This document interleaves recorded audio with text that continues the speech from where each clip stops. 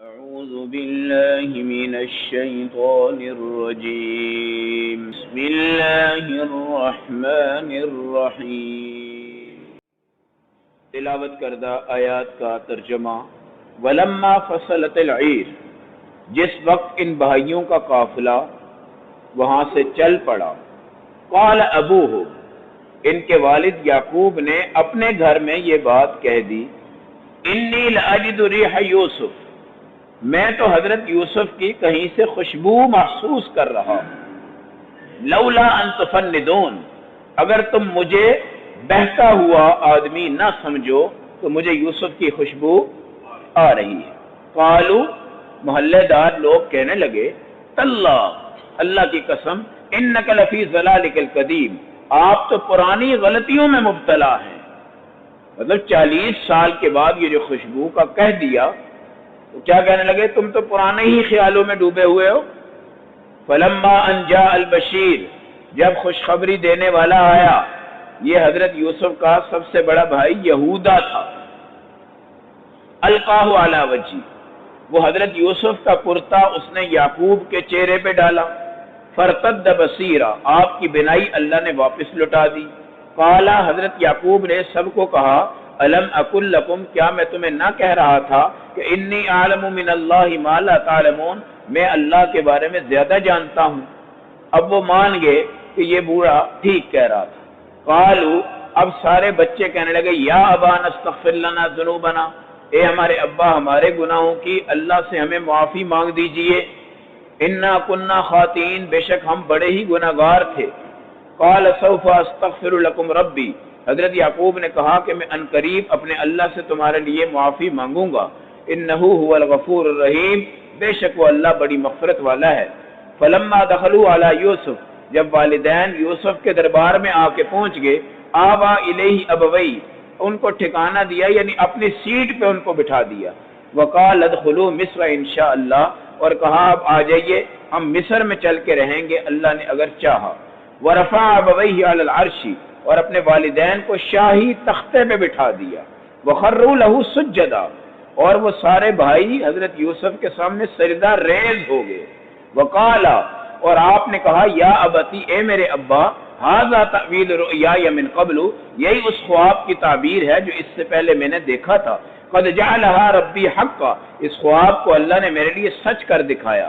وقد احسن بی، میرے اللہ نے میرے اوپر کتنے احسان کیے ہیں، اذ اخرجنی من السجن، جب اللہ نے مجھے قید سے بھی نکالا، وجاء بکم من البدو، اور اللہ تمہیں دیہات سے شہر میں لے آیا، من بعد ان نزغ الشیطان بینی وبین اخوتی، حالانکہ شیطان نے میرے اور میرے بھائیوں کے درمیان جدائیاں ڈال دی تھی۔ ان ربی لطیف لما یشاء، اللہ اپنی مہربانیاں جس کے ساتھ چاہتے ہیں کرتے ہیں۔ انہ هو العلیم الحکیم، اللہ خوب جاننے والے اور حکمت والے ہیں۔ آیت نمبر 94، 95، 96، 97، 98 اور 99 اور 100، پارہ نمبر 13 سورۃ یوسف۔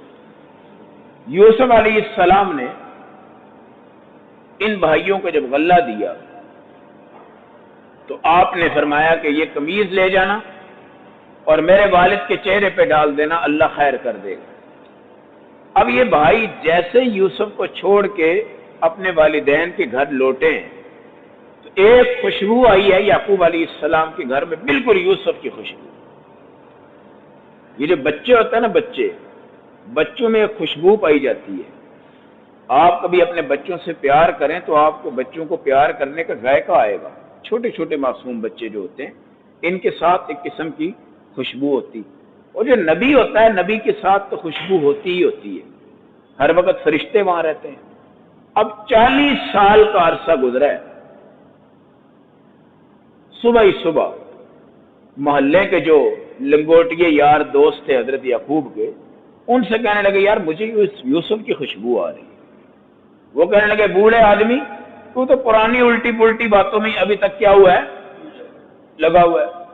دیکھیں، جب اللہ نے امتحان کرنا تھا، وہ جو کنواں جس میں انہوں نے ڈالا یوسف کو، وہ ان کے ابا جی کے گھر کے بالکل قریب تھا، وہاں سے کبھی خوشبو نہیں آئی، وہاں سے کبھی، اس لیے کہ وہاں ابھی اللہ نے ملانا نہیں تھا۔ اور یہ کہاں اور اب یہ کہاں ہے، اب خوشبو وہاں تک پہنچ گئی.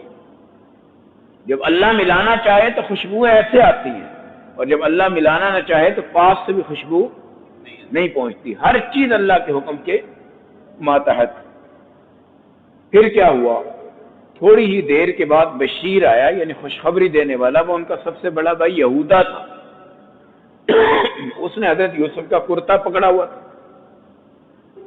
اس نے کوئی بات نہیں کی، آتا ہی وہ کرتا باپ کے چہرے پہ ڈال دیا، اور جب اٹھایا تو باپ کی روشنی کھل گئی تھی، اور سب بچوں کو باپ دیکھ رہے تھے.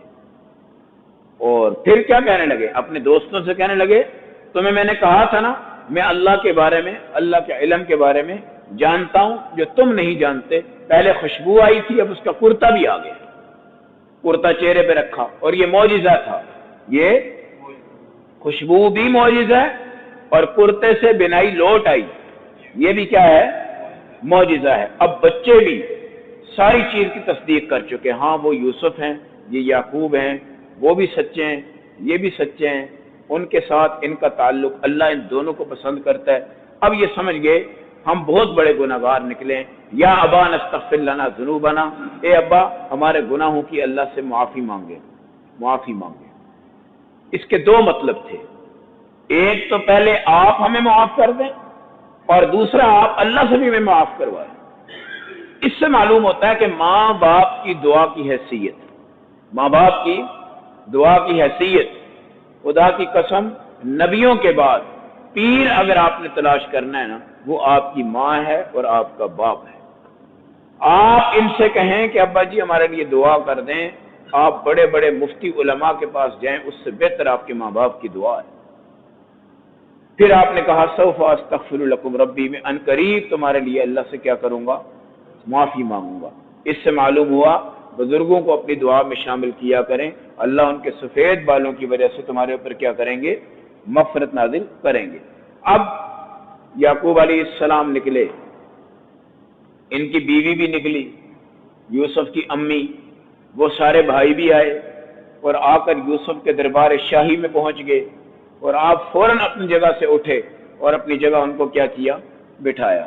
آج کل ہم نے دیکھا ہے آپ کہیں جاتے ہیں کوئی بزرگ آپ کے آ جاتے ہیں، کوئی عالم مفتی آ جاتے ہیں، آپ کیا کہتے ہیں ان کو؟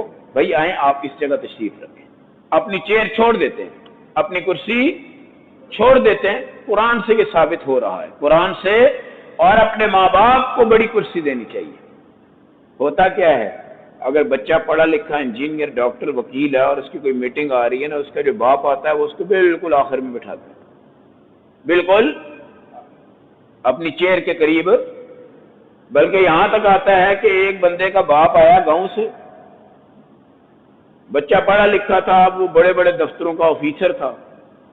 بوڑھا باپ دھوتی پہن کے پوچھتے پوچھاتے سیدھا اپنے بیٹے کے کمرے میں، اور وہاں بڑے بڑے آفیسر بیٹھے ہوئے. تو لوگوں نے پوچھا یہ کون ہے؟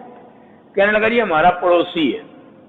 ہمارا یعنی اس کو باپ کہنے میں توہین لگ رہی تھی کہ میرے باپ کا حلیہ سادہ ہے، میرے باپ کا حلیہ سادہ ہے.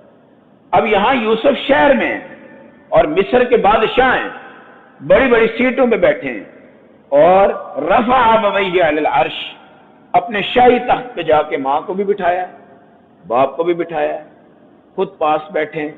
وخروا لہ سجدا، یہ سارے حضرت یوسف کو سجدہ کر رہے ہیں. بھائی حضرت یوسف کو سجدہ کر رہے ہیں.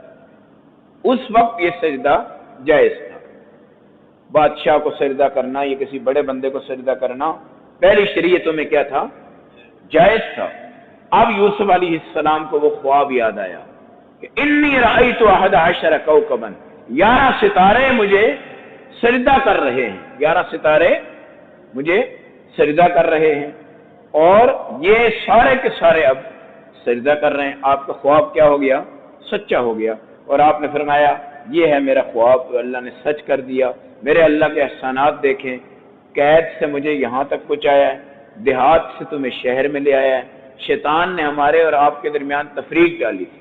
یاد رکھیں حدیث میں آتا ہے کہ شیطان روزانہ اپنا تخت پانی کے سینٹر میں بچھاتا ہے، پھر اس کے جو شتمبڑے ہوتے ہیں، شاگرد ہوتے ہیں، ان کی تشکیل کرتا ہے.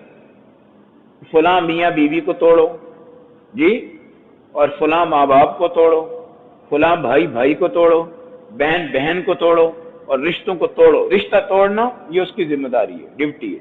شام کو وہ سب کو بلا کے رپورٹ لیتا ہے، جو یہ کہتا ہے اس کا شاگرد کہ میں نے میاں اور بیوی کو آپس میں جدا کر کے آ گیا ہوں، اس کو پھر وہ اپنے تخت پہ بٹھاتا ہے۔ وہ کہتا ہے تو نے ایک ایسا کام کیا ہے جو باقی کوئی نہیں کر سکا، اور میاں بیوی ٹوٹ گئے تو سمجھے نسلیں بھی ٹوٹ گئی، خاندان بھی ٹوٹ گئے۔ تو یہ جھگڑا پیدا کرنے والا، لڑائی پیدا کرنے والا کون ہوتا ہے؟ شیطان ہوتا ہے۔ غصہ لانے والا بھی شیطان ہوتا ہے۔ اس لیے میرے نبی نے فرمایا اعوذ باللہ من الشیطان الرجیم کی کثرت کیا کریں، کثرت کیا کریں۔ غصہ بھی ٹوٹے گا، اختلافات میں بہتری آئے گی، اور اللہ آسانی والے معاملات پیدا فرمائے گا۔ فرمایا ان ربی لطیف لما یشاء، میرا اللہ جس کے ساتھ چاہے مہربانی کرتا ہے، انہ هو العلیم الحکیم، وہ بڑا علم حکمت والا ہے۔ آج یوسف علیہ السلام کے والدین ان کو ملے، اور ان کے آداب، پھر اخلاق، پھر اپنے ماں باپ کا اکرام، بھائیوں کا ان کو سجدہ کرنا، اور یوسف کے خواب کی تعبیر آج کیا ہو گئی؟ مکمل ہو گئی۔ اللہ ہمیں عمل سمجھ کی توفیق عطا فرمائے۔